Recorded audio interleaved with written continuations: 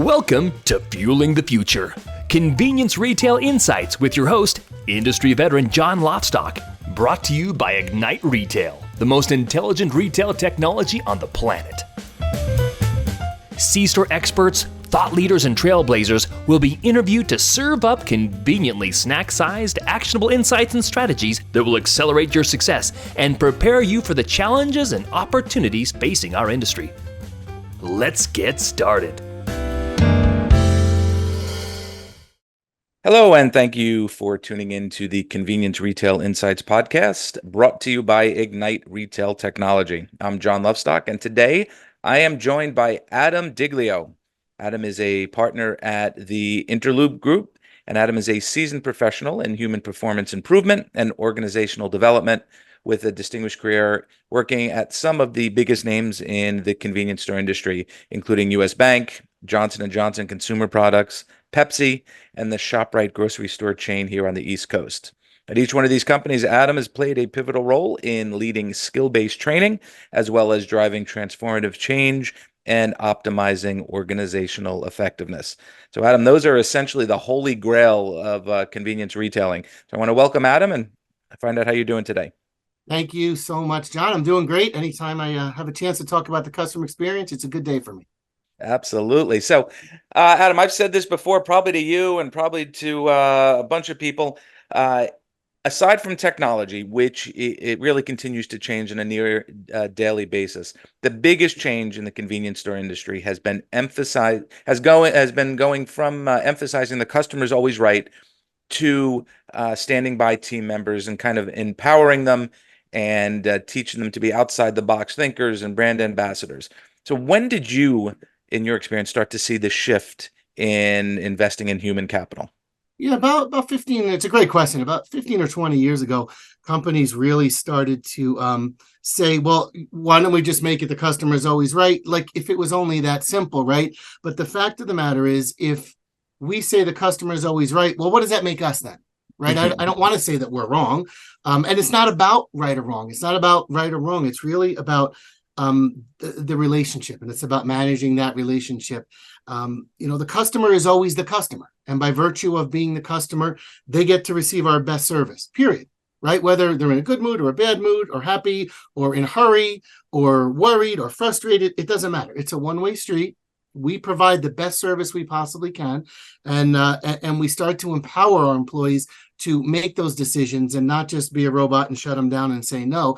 It's doing the work. When you see the no, that's when the work really starts, and it's getting to finding a solution that's satisfies the customer and it's beneficial for us running our business as well. So last 15 years, it's really been a transition.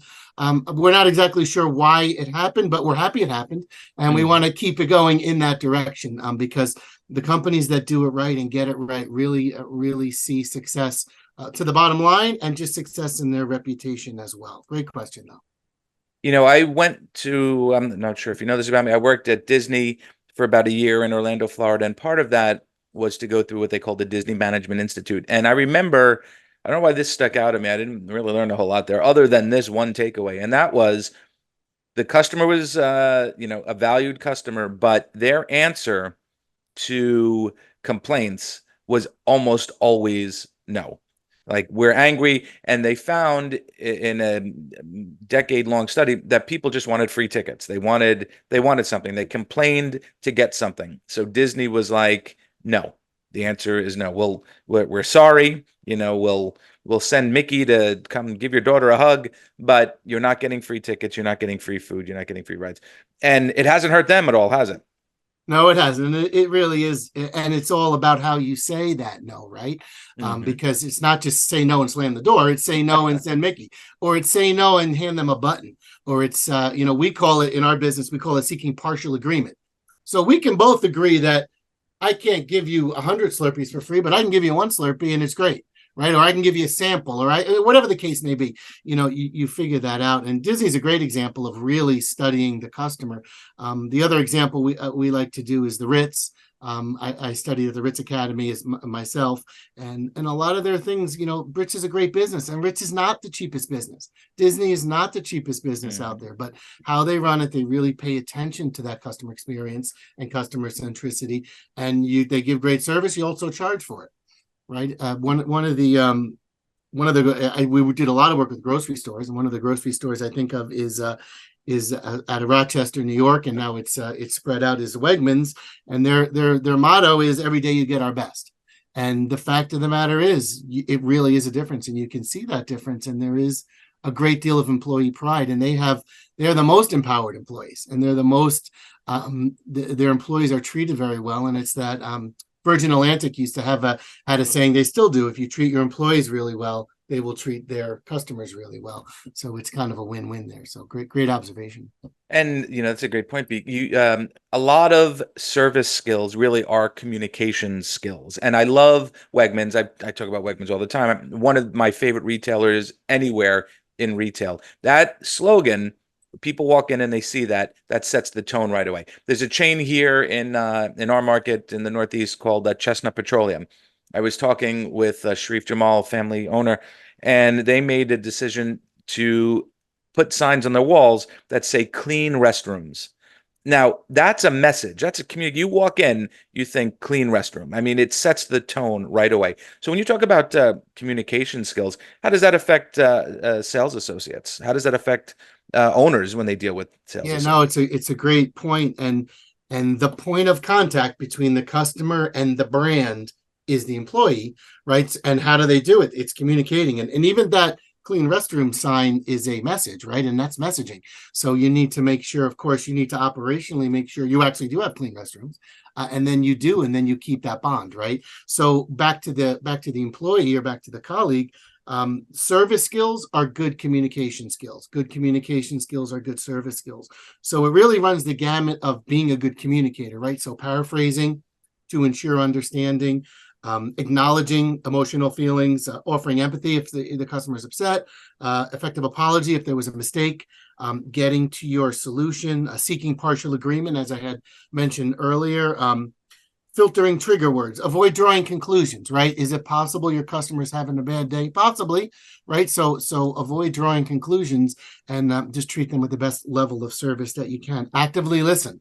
Remaining silent when it's appropriate. I mean, it's like it kind of goes on and on and on, but as we train it, we go through each one and really make sure the associates and the managers, even more importantly, understand what's behind those words and how to really deliver that and what skills are required, and giving them an opportunity to practice it. So when they get to the real customer, they're that much more effective. Okay. So these are service commitments. These are 7 service commitments. Yeah. So we have from my 30 years of experience in a lot of different stores, a lot of different locations, literally across the country. We did a lot of work in Southern California, where the service is amazing, because the expectations are so high. A lot of companies, a lot of stores, a lot of locations. And we've come up with at our group, the Interlude Group, we've come up with 7 different service commitments that the employees strive to deliver when they're representing the brand and when they're delivering the brand promise and the brand message. So 1, be happy to be there and show it. Can your customers see that? They absolutely can, right? So you want to really represent that. Treat others the way they want to be treated, not the way you want to be treated. That's the golden rule. Treat others the way they want to be treated, the platinum rule, right? So if they're in a hurry, treat them in a hurry. Take care of them quickly. If they want to have a moment of chit-chat, have a moment of chit-chat. If they want to investigate the price, let them investigate the price, but it's doing all your efforts to keep them comfortable. Number 3, assume total responsibility for all communications. Make sure there is understanding. And if there's not understanding, you make your efforts to make sure that there is understanding. Own your interactions. Represent your organization. Find a way to say yes, like we discussed earlier. If it's a no, that's when the work begins, right? And it's not always a yes, and there are times when it's a no. But how do we deliver that no? How do we make sure we are packaging it appropriately? How are we doing it to making sure the customer is still comfortable, and moving forward that way? Take responsibility for your actions as well as those of your colleagues. So it's not about throwing your colleagues under the bus. It's not about disrespecting the brand or disrespecting your owner or your manager or whatever the case may be. You have to be a united team that present best to the customer. And then finally, and I say number 7, the most important one, anticipate and accommodate the customer's needs.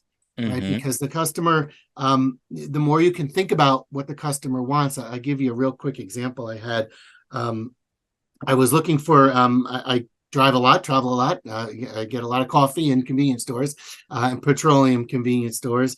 And I went into one in the Northeast. I'm not going to say its name, but it's in the Pennsylvania region. And I got my coffee and I needed cream and I couldn't find the cream. And I'm looking all around and I'm starting to get a little annoyed because I definitely need creamer in my coffee. And on the side, they had some kind of a contraption that you pump the cream out of, and it was like right. And then I want to switch to another experience I have, which is, I will mention the name because it's one of my favorite convenience stores, the Stewart's convenience stores. They have a bank of coffee on one side, a bank of coffee on the other side, and the creamer's right in the middle. And it's so easy. I could choose whatever one I want. I also know the Quick Check operation has that. The creamers are right in the middle. You can't miss them. And it's just like that. Like, most of your coffee customers are going to want creamers. So set it up so they can really grab their creamer or have a good choice and make it easy to find. Yeah, and lids, right? And then you got to go searching for the lids. And lids and sugars and put it all together, put it within hand's reach. And that's anticipating the needs. And that's the 7th of our service commitments. You really hit those on the nail, on the head. You're going to really have a happy customer, and they're going to come back and drive more business. Bigger cart sale, bigger wallet share, and more business. Now, you mentioned something I think that is so true, and that is when you come across a chain that does customer service right, you know it. It's like the Supreme Court justice talking about porn, right? I know it when I see it. You know it when you see it. You go, wow. The Chick-fil-A's, the Quick Trips in Oklahoma and Wisconsin, both of them are fantastic at customer service. Dutch Brothers Coffee, I'm not sure if you're familiar with them, but I mean, I heard a great story about them where a friend of mine, the coworker, took another friend that was in town and said to the woman, a teenage worker, a young woman working, this is his first time here. And she was like, oh my God, your first time here. We're going to give you the full, the full experience. And they didn't charge him for his coffee. First time, it's on us. They empowered a 17-year-old girl to give away product. The next time this guy's in town, what's the chances he's stopping by a Dutch Brothers? I mean, 100%, right? So that kind of thinking, it's a culture and it's training, but it's also a hiring right, isn't it? I mean, I don't know where you stand on personality profiles and testing, but it's very big for a convenience store. Yeah, it's a great question, and hiring is so critical, and it's important to get the right folks. Personality profiles are a good way to show you where the colleague or the employee can be most comfortable. That also will help, now putting my organizational development hat on, that also can help you where you deploy them and where you put them in their work, right? Because if they're really a methodical person, maybe they're going to be really good at cleaning, and you want to put them in a cleaning capacity. If they're super outgoing and charismatic and that personality that really likes to interact, well, maybe they're best in the front end, right? Maybe they're best on the register. So, a little bit of you got to run your business, right? A little bit of managerial work, kind of figuring that stuff out it goes a long way. And I love your story about the free coffee, because what did that cost probably at the time? $2, $3, whatever the cost is, but what is that worth? What is the value there? Here's what we know. If people have a good experience, they tell people, and nowadays with social media, forget about it, right? That may be a TikTok, it could be the next thing, right? So, and also on the flip side, if they have a bad experience, and it's not handled properly, you also can get hammered in the social media. And it is a one-way street. The truth is irrelevant. It's what the customer's perception is that is 100% of what becomes the reputation. And like you said, with social media, if they have a bad experience, if they're pissed off about something, they're going on, can you believe X company? And the employee said, I don't really want to be here anyway. And it steamrolls before you know it. And if you don't have a good social media manager, it could be a day or two till you check your corporate account and find out that it's got 1,000 likes and been retweeted 70 times. And I remember when the Zappos company started. I mean, they're now bought by Amazon, and they're part of the Amazon world, which is we could probably do a separate podcast on that. But when Zappos first started, Mr. Tony, who was running the company, he started out by after a period of time, I forget, it was maybe 2 months, he would offer all his employees $100 if they wanted to quit. Then he offered them 200, 500. He by the time at the end of his tenure, he was offering employees $2,000 to quit.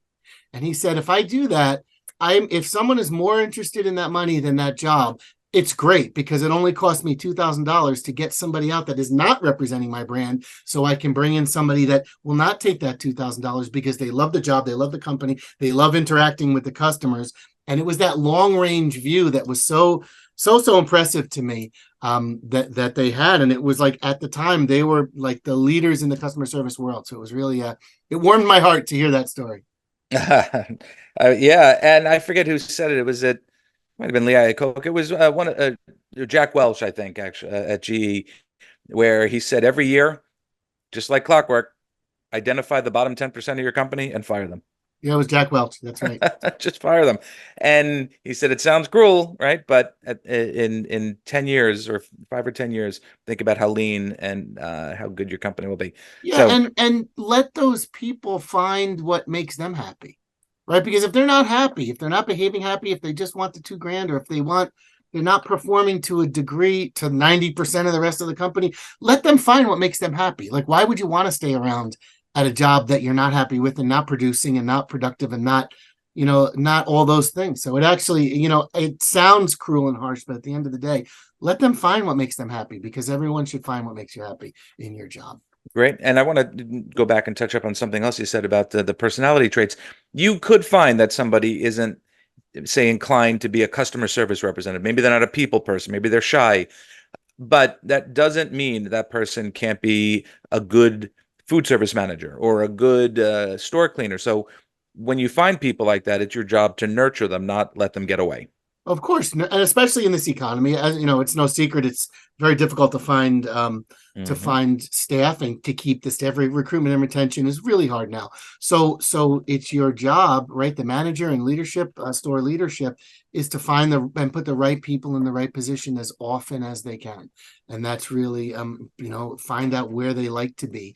Typically, they'll gravitate toward what's good and interesting. And if you have someone that's killing it on the front end, maybe they go on the courtesy counter, right? Maybe that's the best spot for them, or maybe not. But you need to, you experiment. You're not going to be perfect, but you're looking at it with that eye and you're trying to figure that out. Always put you in a better spot. So that's a great point. That's a great point.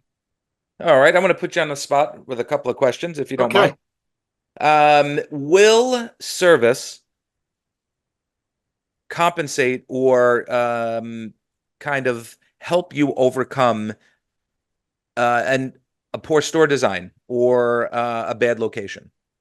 I would argue that it does, and I don't have empirical studies to cite right now, but I can tell you, there's no secret Chick-fil-A's reputation, but they're not always perfect, but how they handled it is amazing. And they do an incredible volume. And with an incredible volume, you're going to have a percentage of mistakes.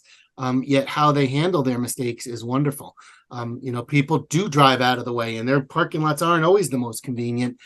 There's one I don't know if you're familiar with the one on Route 22 by us in New Jersey, but there's a highway on one side, highway on the other. It's impossible to get in there and park in there, but people do it, and they risk it because it's a great experience. So of course the product needs to be good, but also that service piece really comes into play there. So that's a great question, and I would argue that it does. Okay. Customers, like you said before, customers are still going to get angry because customers are customers. Employees have really just a few seconds. You could tell it's either going to escalate or it's going to get resolved. So what is the one thing, the quickest thing, the surefire thing an employee can do to diffuse? Yeah, that's a great question. And first, I want to say, we're not talking about a safety issue, right? That's a separate thing. And I'm sure all organizations have safety protocols, and if there's an alarm or whatever the case may be. So, and thankfully that doesn't happen that often. So this is not about the safety issue. Safety issue has its own protocol, but all day you're receiving tons of customers, and they're upset, and they could be crabby, and they could be late, and they could have a million things going on in their lives. So we teach at the Interlude Group, we teach the ACT model. and apologize and acknowledge their feelings. I'm sorry this isn't work. I'm sorry the coffee machine. I'm sorry the coffee's out. I'm sorry this is whatever. C, clarify the problem. One word or just a look, and you can make sure you're solving the right problem. The last thing you want you do is your associates going off solving the wrong problem, and then take action. So apologize, acknowledge, clarify the problem, and take action. You can do that all probably within a minute or less than a minute, and you have a chance of diffusing the situation instead of making it worse. So there's no coffee, a customer's mad, the coffee's burned, it's empty. I'm sorry, hang on a second, I'll make some more. I mean, Make some more, or here's an iced coffee, or especially if it's a regular customer, somebody you see every day that spends hundreds of dollars in your store on a monthly basis. Maybe it's worth it to give them a free iced coffee, or say, would you like a Snapple out of the case, or whatever the case may be. But so and that's the customer, the employee empowerment thing. You're using your judgment, and it's not about setting precedents. And then, of course, you have to go back and operationally fix the problem. Make sure there is coffee. But in the meantime, doing what you can do to satisfy that customer, they'll be more inclined to come back. Our customers have choices. They don't have a shared stake in our outcomes. So we always need to do everything we can to keep them satisfied, happy, and coming back for business. Okay. So screw you, go to Dunkin' Donuts is not the right answer. Probably not. Although, we joke about it, but it happens all the time. People say those things, and it's just, it's awful for the business, and it's awful for the reputation. So everything matters. Well, that's where training comes in. It's hard not to get offended. If you were working behind the counter and I came in, I'm like, come on, there's no coffee? Seriously? I need coffee. I'm in a hurry. Yep. And you could, all right, which way is that going to go? You have no idea. Yeah, it's hard to not get upset, and it's hard to come in and say, oh, I'll have this coffee. Starbucks coffee is better, though. Like, it's hard to not take things personally. But the fact is, we say in our business, check your ego at the door. It's hard. Everybody has an ego. John, you have an ego. You're a good-looking guy. I have a huge ego. But the fact is, it has nothing to do with me in the service industry. Put the ego away. It's about the customer, and that's customer centricity. And that's the hardest part. I'm not serving up that it's super duper easy. That's the hardest part. It's a challenge. All right. So where do you, is that a big part of what you deal with when you're working with retailers? What do you see them getting wrong most often? Yeah, a lot of folks take things personally, and it doesn't bring anything positive to the interaction, is taking it personally. And it's hard. It's hard because customers, they can say whatever they want, and they do, and we still have to provide them the best service. And that's hard for some people. So that's a real common thing that we hear. Sometimes you say, well, I'm not apologizing, I didn't do it. And it's you're not apologizing for that. You're just apologizing for their discomfort. Right? You're apologizing. It's snowing out and they're complaining about the snow. You didn't make the snow, but you can still, I'm sorry you have to drive in the snow. It is a pain. I had to drive to work today in the snow too. It's a pain for me too. I feel for you. Like, just offering that a statement of empathy, acknowledging that there are certain things that are challenging goes a long, long way. And instead of taking it personal, kind of being an ally and siding with your customer, it's a great way to make them more comfortable. And again, strengthening the brand and building it for the future. And probably 99% of the times that will diffuse the situation, making light of something or just offering up a few kind words. That's 100%. It just makes it a little better. And usually they're like, yeah, you drove in it too, then right? Sometimes people forget. So it's a great way to diffuse the situation and make folks more comfortable.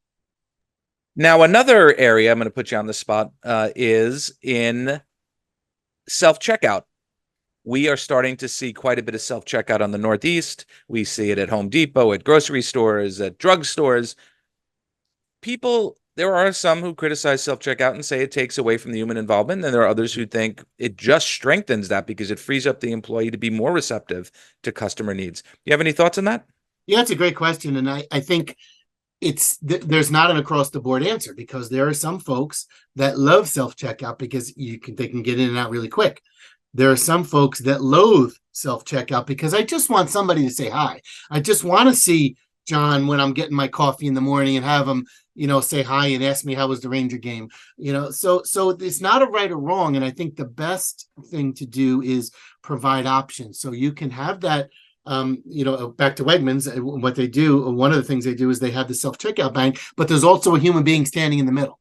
that's there to help people. So you can say hi and say, man, it's really raining out there, and you're still checking yourself out. So it's like, I think those hybrid situations are the better ones. I remember checking out in a convenience store in the South, and I'm not going to say the name because it wasn't a great experience, but I was having trouble working the app, and I wanted to pay with the app, just getting a cup of coffee, and I couldn't figure out how to make it work, and there was nobody there to help me, and it was frustrating because now I needed help.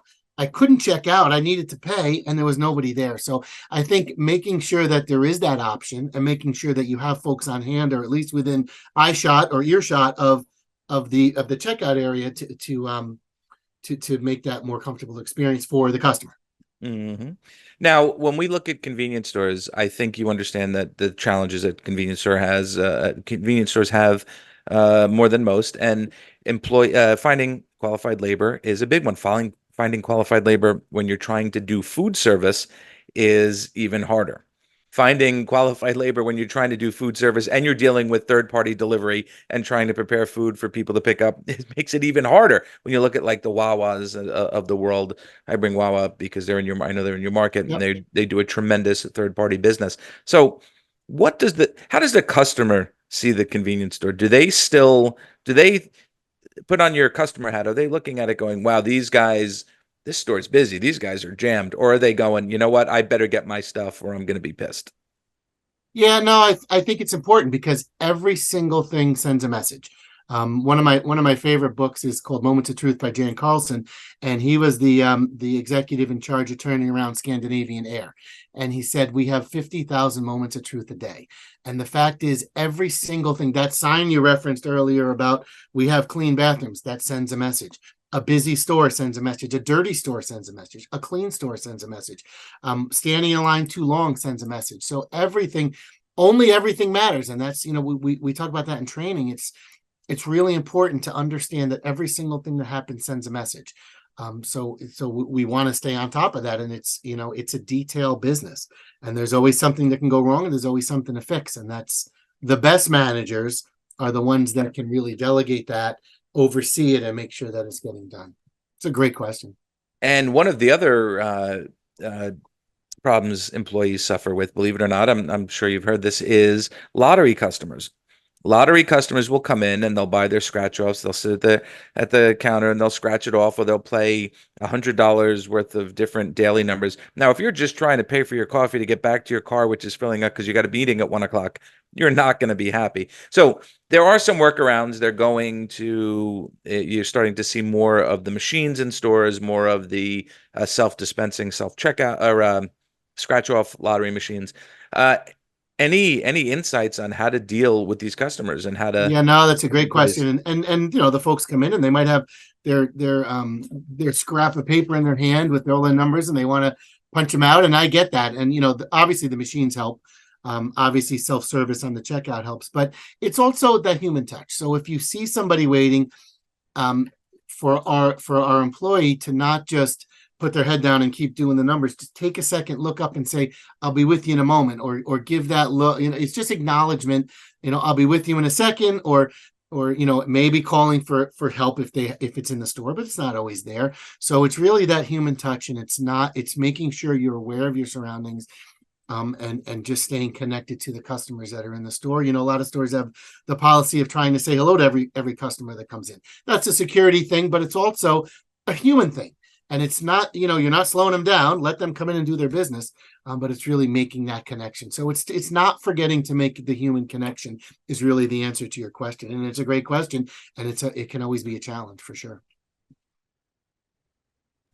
The acknowledging the customer security issue, it's funny you say that, because I've actually had this conversation with people like, oh, they always, as soon as I walk in the door, they're always, on my, and I have to explain to them, I think studies, I forget which study it was a landmark study that showed that like 90 or something percent of potential thefts, it decreased just by acknowledging them. If someone has bad intentions and you acknowledge them, they're going to think twice. Yep, and that's right. And we don't It's totally true. We don't go in with that, with thinking that people have bad intentions. We think that our customers have good intentions. And I mean, we're called convenience stores for a reason. We're supposed to be convenient to get them in and out. But yes, there are a very small percentage that have nefarious intentions. But if we can do anything to head that off of the path, that's better for us. That's better for the business. That's better for our other customers. So why not doing that? And to a friendly hello, why not? Like, what's bad about that? You're right. I can't imagine something that there's no downside to that. And a lot of convenience store chains do that. Chick-fil-A does that too with the, you know, and they certainly do it when you leave with the My Pleasure. All right. So any closing thoughts, Adam? Any key takeaways? What do you want people to know as they leave this this podcast? Yeah, I think the most important thing is to not forget about the human connection that exists, and not forget that people go into convenience stores because they're comfortable, because it's the human connection. I can make coffee at home, but I like to go into the store and get my coffee. So don't forget that that's a core piece of our business, and it's not so easily measurable, and it's not so easily, it's a little difficult to commoditize that, but that is a piece of our business. So, which is why, in-person training is still valuable, and practicing that and role playing and having those interactions with the other folks that we work with is valuable there. So don't lose the human element as our technology moves forward. There's a lot of great things about technology, from an employee perspective and from a customer perspective, but don't lose the human element. And thank you so much for your time today. Great. So how can people get in touch with you or the Interlude Group? Sure. We have a website, theinterludegroup.com. And my phone is always on for these kind of calls. I wasn't exaggerating when I said to John, I'm always happy to talk about the customer experience. 973-886-5330. Adam Diglio, and I'm always happy to chat with folks. And of course, you could reach out to me and I will put you in touch with Adam. So Adam, thank you for joining me today. My pleasure. Have a great day. Great. So on behalf of Adam, I'm John Lofstock. Thank you for tuning in to the Convenience Retail Insights podcast. I hope you all have a great afternoon, and we look forward to seeing you on a future podcast. Thanks for joining Fueling the Future, Convenience Retail Insights with John Lofstock. Tune in next time for more snack-sized nuggets of retail insights to get your business booming.